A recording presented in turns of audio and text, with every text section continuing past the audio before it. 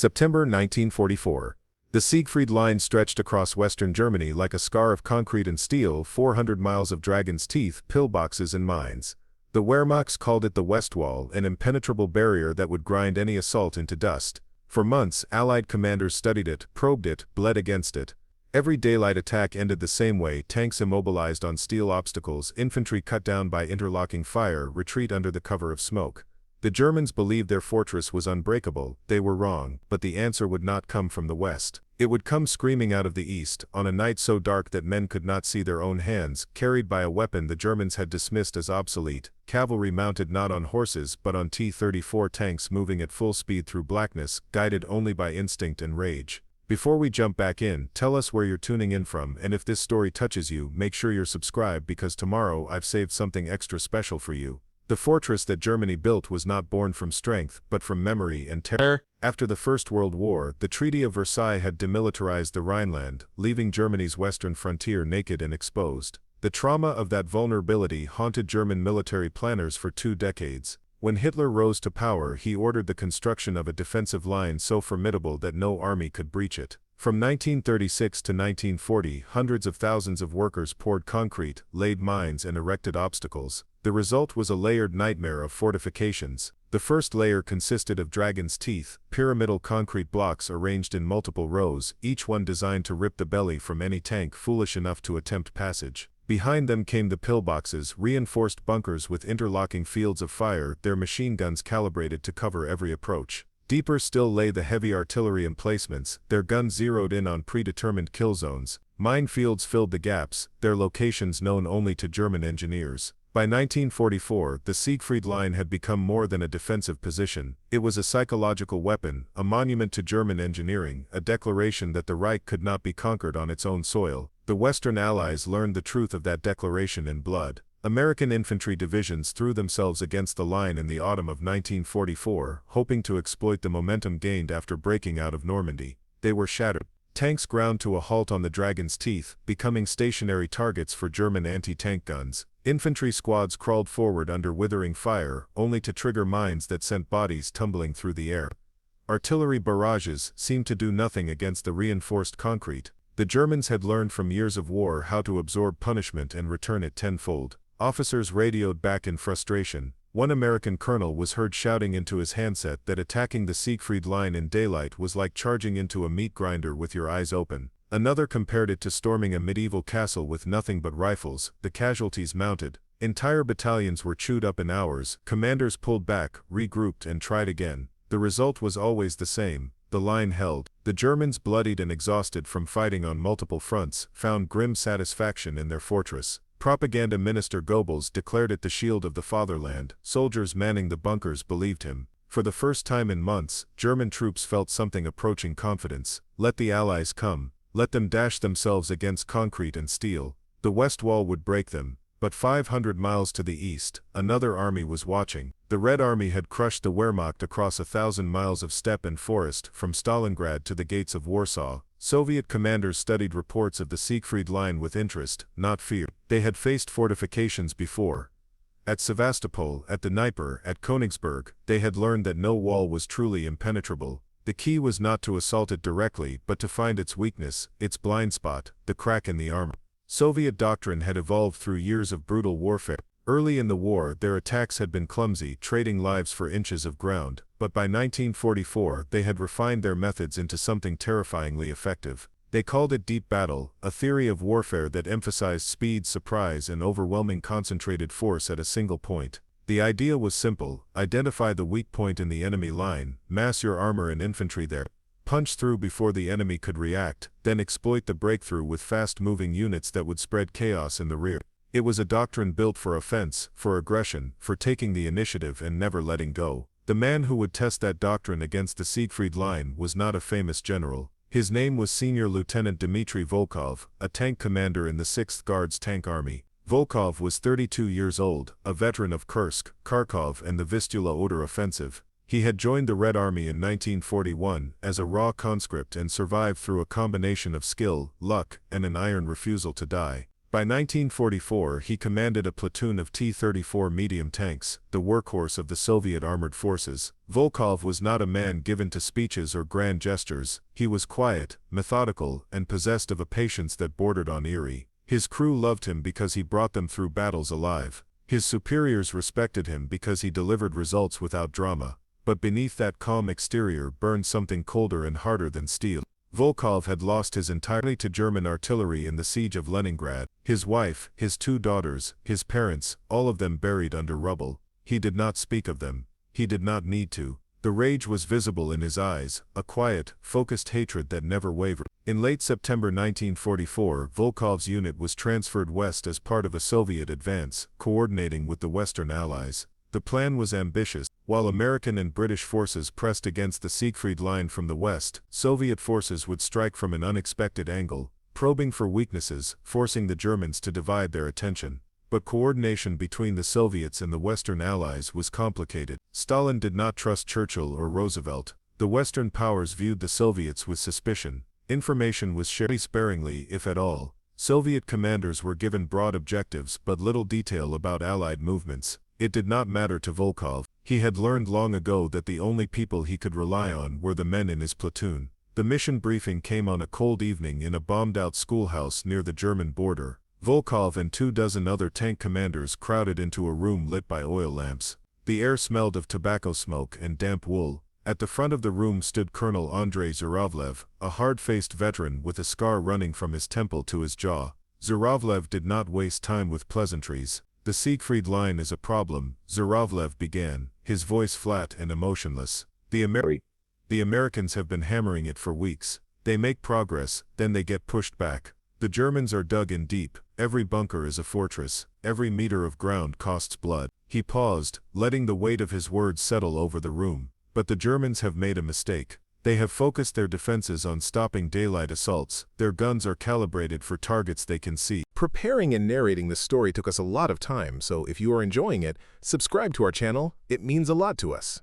Now back to the story. Their minds are laid in predictable patterns. Their doctrine assumes that any attack will come in the light, with air support, with artillery preparation. They are wrong.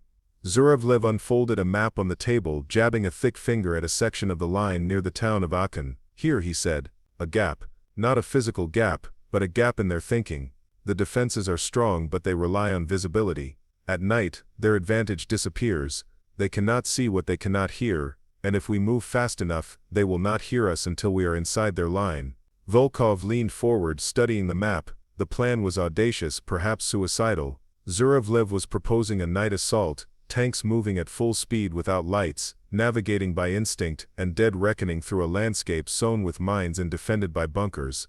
The margin for error was zero. A single mistake, a wrong turn, a moment of hesitation, and the entire column would be destroyed. Volkov's fellow commanders murmured among themselves, some skeptical, others intrigued. One captain raised his hand. "Comrade Colonel, what about the dragon's teeth? We cannot drive through concrete barriers." Zhuravlev smiled, a thin humorless expression. "We will not drive through them. We will drive around them. Intelligence reports indicate that the barriers are not continuous. There are gaps, maintenance routes for German engineers. They are narrow, heavily mined, but they exist. If we can find them in the dark, we can slip through." The room fell silent. The weight of what Zhuravlev was proposing settled over them like a shroud. This was not a conventional assault. It was a gamble, a desperate lunge into the unknown. Volkov felt something stir in his chest, not fear but anticipation. This was the kind of operation that could break an army, or make legends. Zhuravlev continued, "We will move in 2 waves. The first wave, consisting of 12 T-34s, will penetrate the line and establish a foothold. The second wave will exploit the breach, pushing deep into German areas to sow confusion and destroy supply lines. Speed is everything. We cannot stop. We cannot turn back. Once we are inside, we keep moving until we run out of fuel, or the enemy is dead." He looked around the room, meeting each man's eyes. "I will not lie to you. Many of us will not return, but if we succeed, we will prove that the Siegfried Line is not invincible. We will show the Germans that their fortress is a tomb." The briefing ended. Volkov returned to his tank, a T-34-85 named Red October, and gathered his crew. There were 4 of them. Sergeant Alexei Petrov, the gunner, a lanky man from Smolensk, with hands steady as stone. Corporal Ivan Kuznetsov, the loader, young and eager, barely 20 years old. Private Boris Orlov, the driver, a former tractor mechanic, who could coax speed from machinery that should have died years ago. And Volkov himself, the commander. They had fought together for 18 months, long enough to function as a single organism.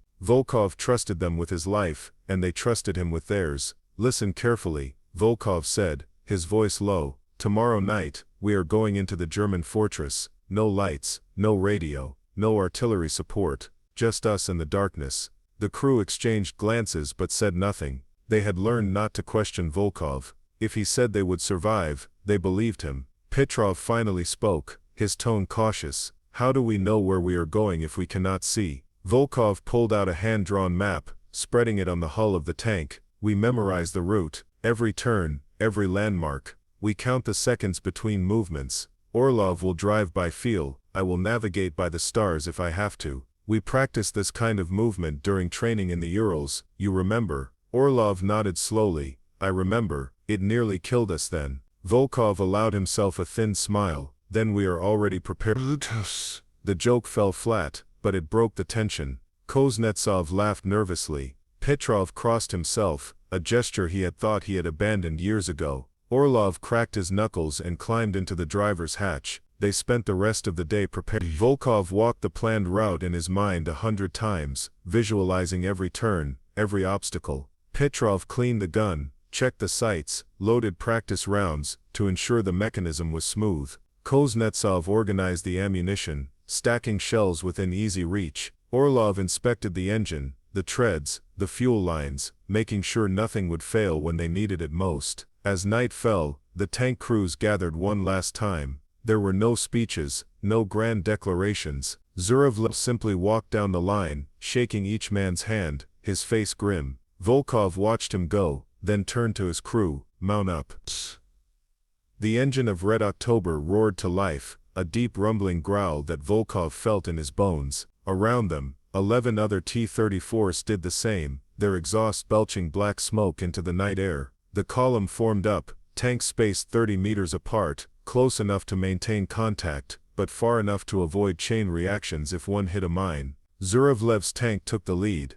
Volkov's was third in line. No lights, no radios, only the sound of engines and the crunch of treads on dirt. The column rolled forward into the darkness, leaving behind the relative safety of Soviet lines and moving toward the black wall of the Siegfried Line. Volkov stood in the turret hatch, his eyes straining against the night. The moon was a sliver, providing almost no illumination. The landscape was a patchwork of shadows, indistinct shapes that could be trees, rubble or enemy positions. He forced himself to breathe slowly, to stay calm. Fear was a luxury he could not afford. The first obstacle appeared within minutes, a minefield, marked by scattered warning signs that the Germans had neglected to remove. Zhuravlev's tank slowed, the driver probing forward cautiously, looking for the safe lane that intelligence had promised would be there. Seconds stretched into minutes. Volkov's hands tightened on the hatch rim. Behind him he could hear Petrov breathing heavily, the tension palpable. Then Zhuravlev's tank lurched forward, finding the gap. One by one the T-34s followed, threading through the minefield in single file. Volkov held his breath as Orlov guided Red October through the narrow corridor, treads grinding over earth that could erupt at any moment. They emerged on the other side unscathed, but Volkov's heart was pounding. One obstacle down, a dozen more to go. The dragon's teeth loomed ahead, pale in the darkness, rows of concrete pyramids stretching into the gloom. Volkov had seen photographs, but the reality was more oppressive. The barriers seemed endless, a geometric forest designed to stop any vehicle in its tracks. Zhuravlev's tank turned sharply, following a route only he could see, moving parallel to the barriers, searching for the gap. Minutes passed. The column slowed to a crawl. Volkov could feel the tension building. The awareness that every second they spent exposed increased the risk of discovery. Then without warning, Zhuravlev's tank turned again, slipping between two rows of dragon's teeth. Volkov followed, his breath catching as Red October squeezed through the gap with inches to spare on either side. Concrete scraped against the hull, a grinding shriek that seemed deafening in the silence. Petrov cursed under his breath. Orlov kept his foot steady on the accelerator. They were through. Behind them, the rest of the column followed, tanks disappearing into the maze of concrete. Volkov allowed himself a moment of relief. They had breached the first layer, but the hardest part was yet to come. Ahead lay the pillboxes, the bunkers, the positions where German gunners waited in the dark. Volkov raised his fist, signaling Orlov to increase speed. The T-34 surged forward, treads biting into the earth, engine roaring. They were committed now. There was no turning back. The night exploded. A flare burst overhead, bathing the landscape in harsh white light. Volkov's heart lurched. They had been spotted. From a bunker 200 meters to the left, a machine gun opened fire, tracers arcing through the dark, stitching across the ground near Zhuravlev's tank. Then another gun joined in, and another, until the night was alive with fire. Zhuravlev did not slow. His tank accelerated, charging directly at the nearest bunker, its gun swiveling. A flash, a roar, and the bunker erupted in flames, its occupants silenced. But the damage was done. The Germans knew they were here. Volkov shouted into the intercom, "Petrov, target left, pillbox at 10 o'clock. On it." The turret whirred, the gun elevated,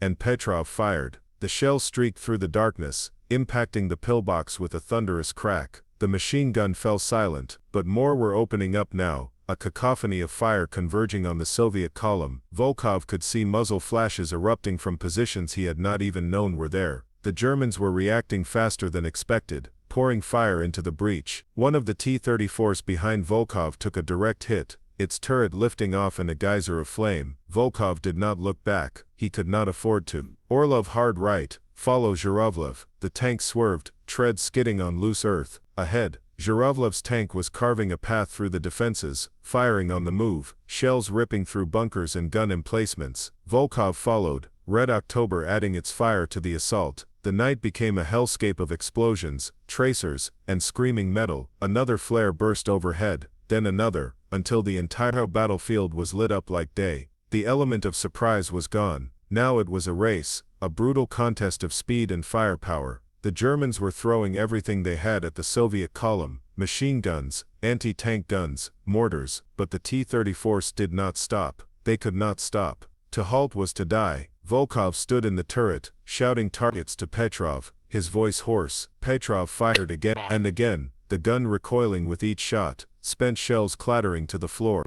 Kuznetsov loaded with frantic speed, sweat pouring down his face despite the cold. Orlov drove like a madman, weaving between obstacles, his hands locked on the controls. A German anti-tank gun fired from a concealed position, the shell screaming past Red October's turret, with inches to spare. Volkov felt the heat of its passage, a scorching wind that made his eyes water. Petrov, target front, anti-tank gun. Petrov traversed the turret, acquired the target, fired the gun, and its crew disappeared in a fire. But there were more, always more. The Siegfried Line was waking up, its defenses rousing like a slumbering beast. German reinforcements were rushing to the breach, infantry with Panzerfausts, self-propelled guns, anything that could stop the Soviet tanks. Volkov knew they had minutes, perhaps seconds, before the weight of the German response crushed them. Zhuravlev's tank burst through the final line of bunkers, emerging into open ground beyond. Volkov followed, Red October roaring through the gap,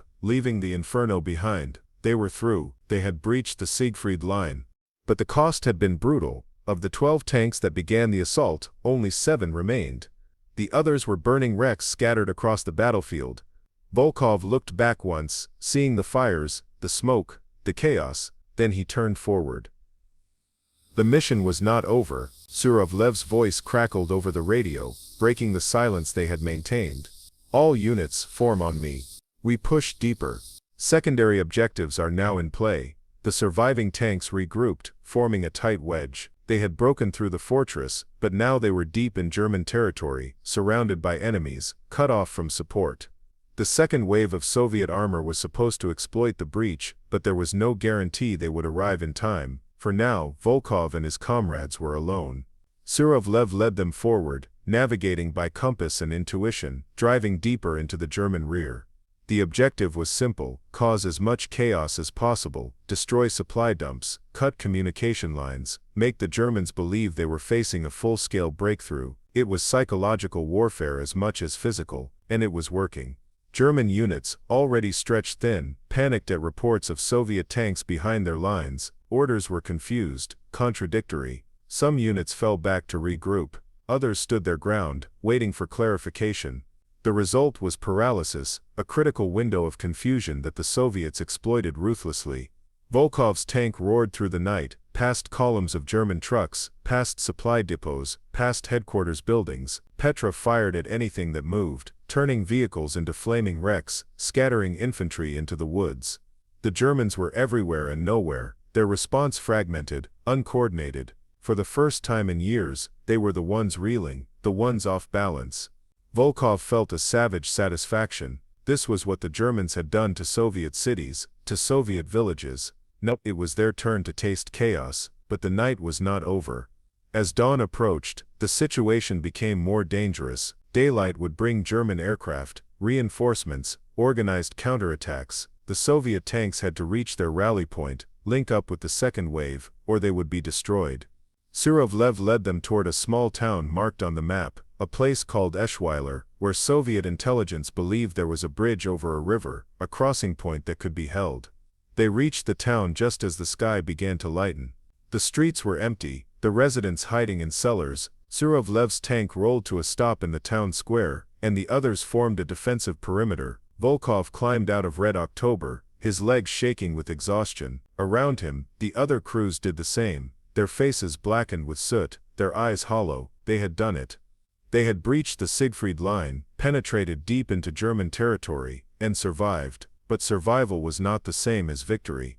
The battle was far from over. As the sun rose, casting pale light over the shattered town, Volkov heard the distant rumble of engines. The second wave was coming. Soviet reinforcements were pouring through the breach, exploiting the gap that Volkov and his comrades had torn open. The Germans would counterattack, of course. They would throw everything they had at the breach, trying to seal it, but it was too late. The fortress had been broken. The myth of invincibility was shattered, and it had been done, not by overwhelming force, but by speed, audacity, and the willingness to charge into the darkness without knowing what lay ahead. Volkov sat on the hull of Red October, smoking a cigarette he had found in a dead German's pocket. His hands were still shaking. Petrov sat beside him, silent. Kuznetsov was checking the ammunition, his movements mechanical. Orlov was asleep in the driver's hatch, too exhausted to move. Around them, the town was coming to life, Soviet infantry arriving, engineers setting up defenses, medics tending to the wounded. The breach was secure, the line had been crossed. Volkov thought about the 12 tanks that had started the assault, the 5 that had not made it through. He thought about the men inside those tanks, their names, their faces. He would remember them. He always remembered, but for now, there was only the exhaustion, the relief, the knowledge that they had done something impossible. They had taken the Siegfried Line, not through brute force but through cunning, through daring, through the willingness to embrace the darkness, and in doing so, they had proven that no fortress, no matter how formidable, could stand against men who refused to be stopped.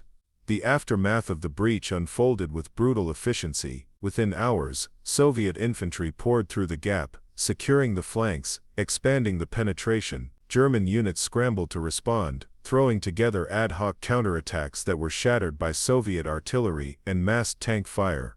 The breach became a salient, then a corridor, then a highway for the Red Army to drive deeper into Germany. Volkov and his crew remained in Eschweiler for 2 days, holding the bridge against increasingly desperate German assaults. They fought off panzer grenadiers, self-propelled guns, even a company of Tiger tanks that tried to retake the crossing. Each attack was beaten back, but the cost was high. Red October's armor was scarred and dented, its engine coughing black smoke. Petrov took shrapnel in the shoulder, and Kuznetsov was nearly killed when a Panzerfaust round struck the turret, but failed to penetrate.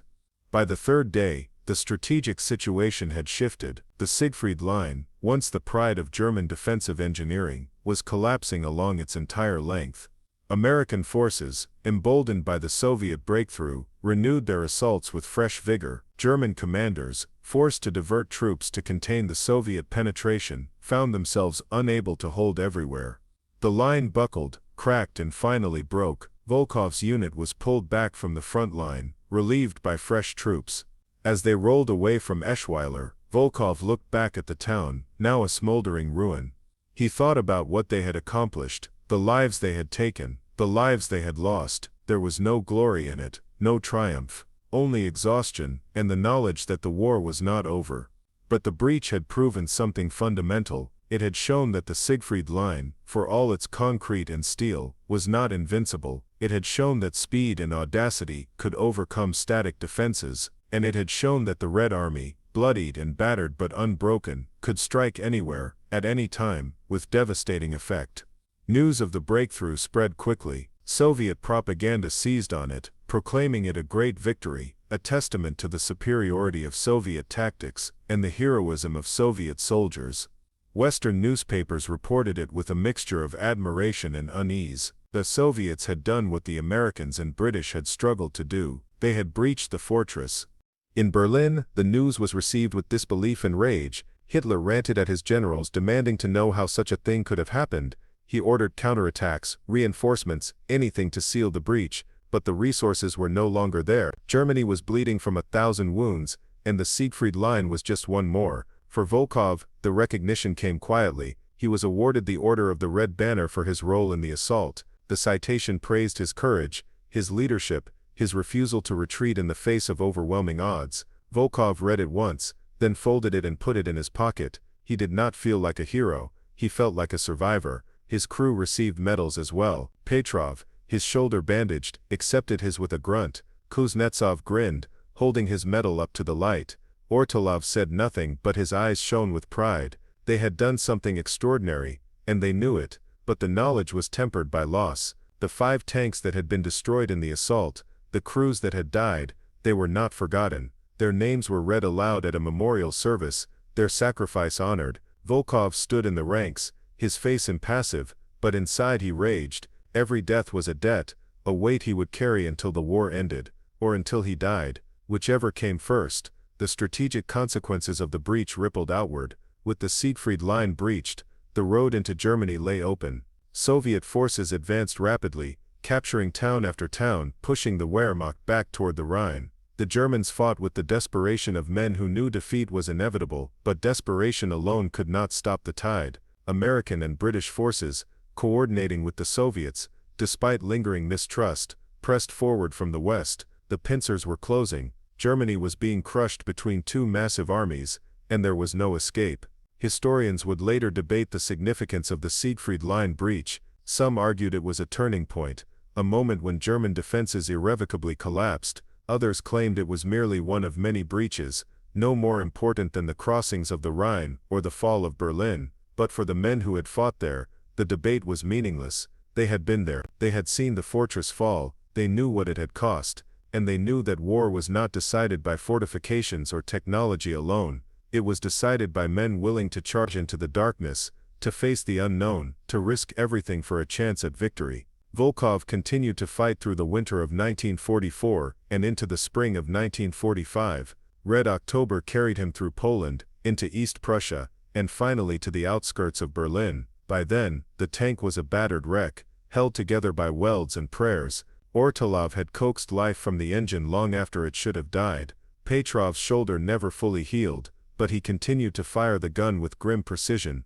Kuznetsov grew quieter as the months passed, the eager boy replaced by a hardened soldier, and Volkov himself changed. The rage that had fueled him since Leningrad began to fade, replaced by a weariness so deep it felt like a physical weight. He had survived the breach of the Siegfried Line, but he wondered if he would survive the end of the war. When Berlin fell in May 1945, Volkov was not part of the final assault. His unit had been pulled back for refitting, the tanks too damaged to continue. He stood on the outskirts of the city, watching the smoke rise, listening to the distant thunder of artillery. It was over. The war was over, but the cost had been unimaginable. Millions dead, entire nations destroyed, a continent in ruins. Volkov thought about the night they had breached the Siegfried Line, the darkness, the fire, the chaos. He thought about the men who had died, the tanks that had burned, the terror and the triumph, and he realized that it had all been necessary, not glorious, not noble, but necessary.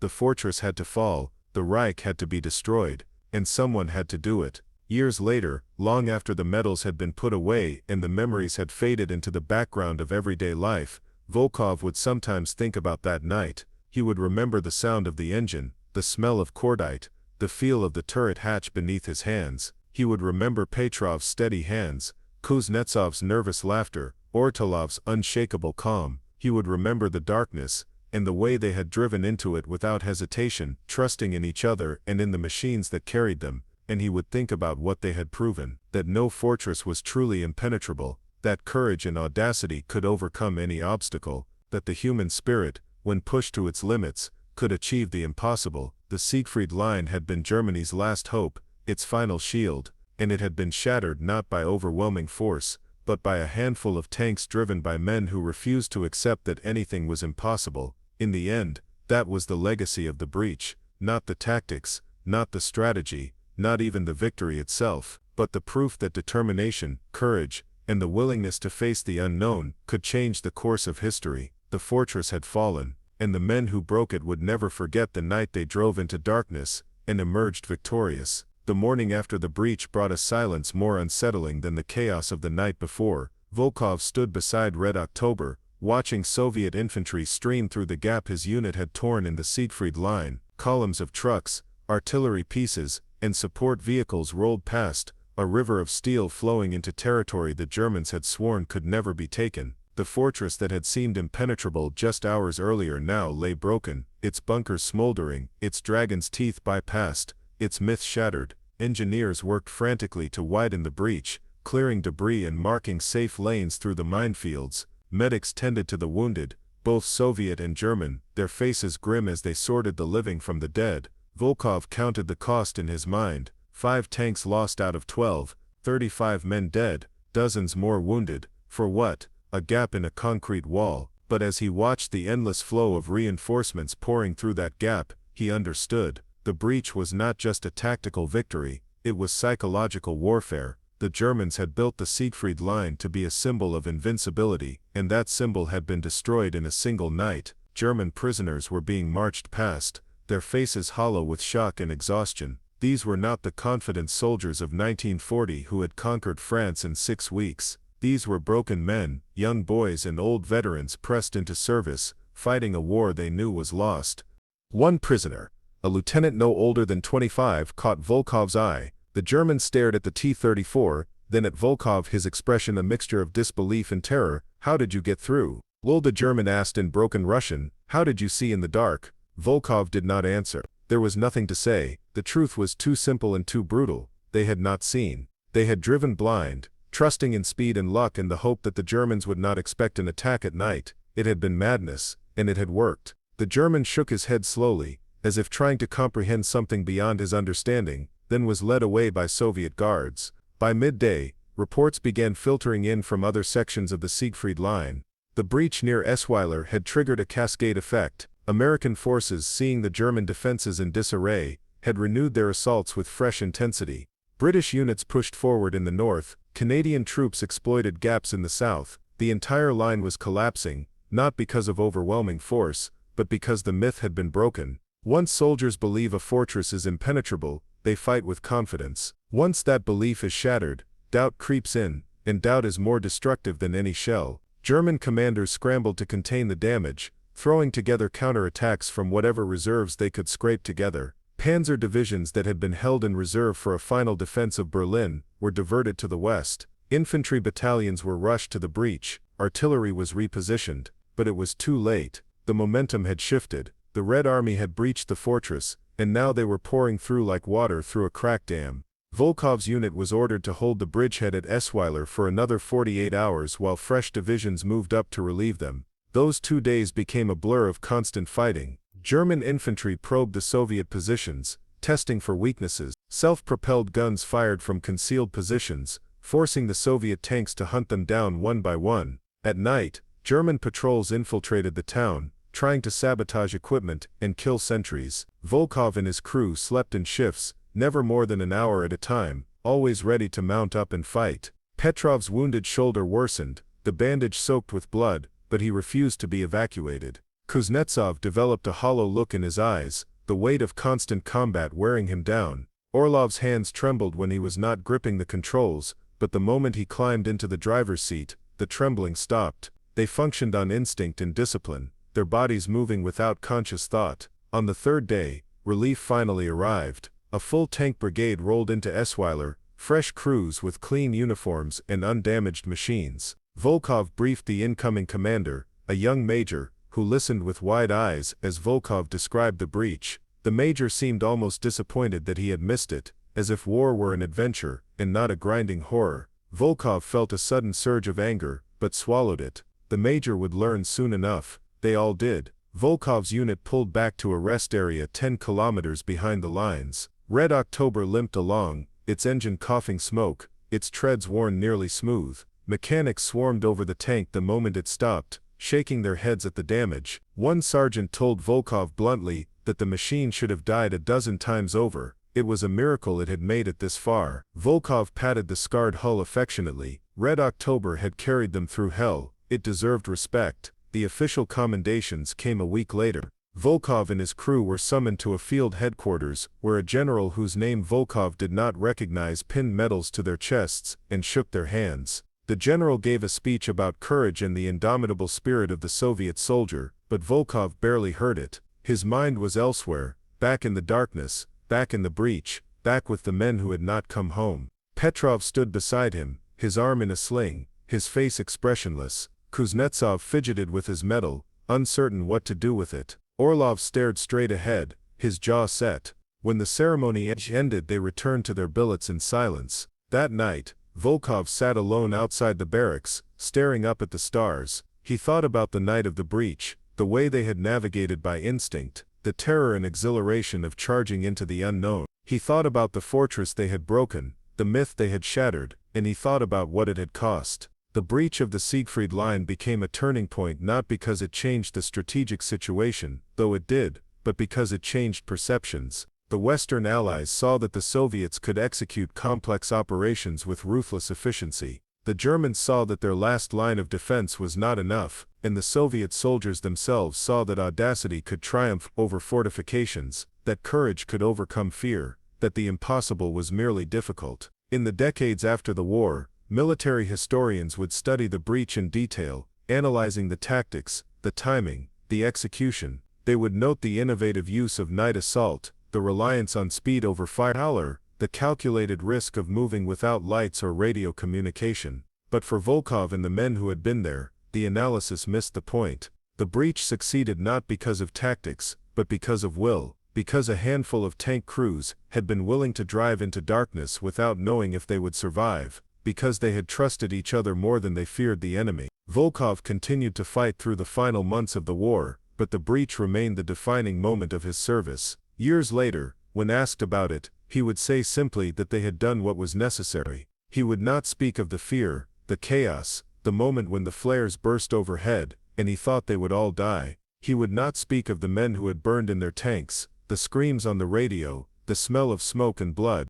Those memories were private, locked away where only he and his crew could reach them. But he would speak of the lesson, that no fortress, no matter how formidable, could stand against men who refused to be stopped. That courage and determination could break any barrier. That the human spirit, when tested, could achieve what technology alone never could. The Siegfried Line had been Germany's shield, its final hope, and it had been shattered in a single night by men and machines that should have been obsolete, driven by a will that could not be broken. The fortress had fallen, the myth had died, and the men who broke it had proven that in war, as in life, the greatest weapon is not steel or concrete, but the refusal to accept. Up next, you've got two more standout stories right on your screen. If this one hit the mark, you won't want to pass these up. Just click and check them out.